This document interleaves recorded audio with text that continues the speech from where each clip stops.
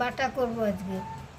দানাটা আগে সেদ্ধ করে নিয়েছি, তারপরে একটা কাঁচা লঙ্কা, কয়েকটা রসুন, একটু নুন, একটু সর্ষে দিয়ে আমি এটা বেটে নেব। বেটে নিয়ে এর ভেতরে একটু সর্ষের তেল দেবো, দিয়ে তারপরে গরম ভাতের সঙ্গে খাওয়াবো। যে যেরকম লঙ্কা খায় সে সেরকম লঙ্কা দেবে। আমি একটা লঙ্কা দিয়েছি।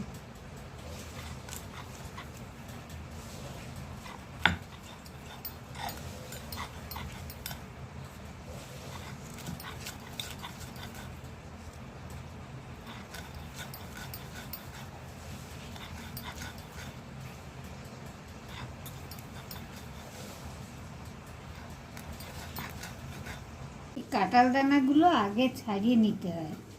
ছাড়িয়ে নিয়েছি, নিয়ে সেদ্ধ করেছি।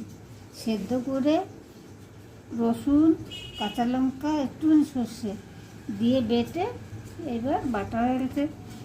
সর্ষের তেল দিচ্ছি একটু।